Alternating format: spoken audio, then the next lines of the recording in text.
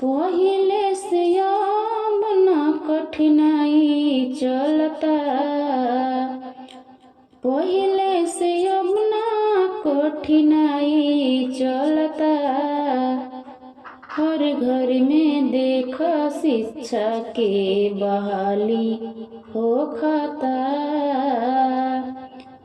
हर घर में देख शिक्षा के बहाली होखता। तनिको नयाब लापरवाही चलता, तनिको नयाब लापरवाही चलता।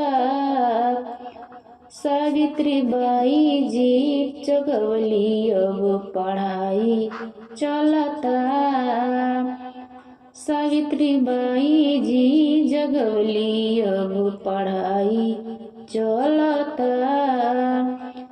केतना कुर्बान भइले जानवा से हाथ धो गइले, केतना कुर्बान भइले जानवा से हाथ धो गइले।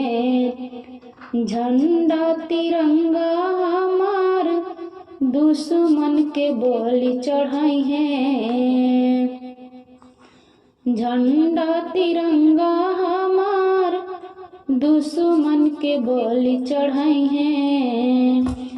बात बूझ शिक्षा के आगे बढ़ावल जा, बात बूझ शिक्षा के आगे बढ़ावल जा। हर घर में शिक्षा के प्रकाश जलावल जा,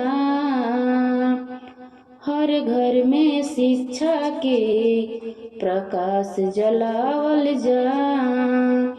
हर घर में देखा शिक्षा के बहाली होखता। केतना जवान आपन बलिदान दिहले, अब ना आजादी गवैहा इहे अरमान कैले। केतना जवान आपन बलिदान दिहले, अब ना आजादी गवैहा इहे अरमान कैले। पहिले से अब न कठिनाई चलता, पहिले से अब न कठिनाई चलता। हर घर में देख शिक्षा के बहाली चलता, हर घर में देख शिक्षा के बहाली चलता।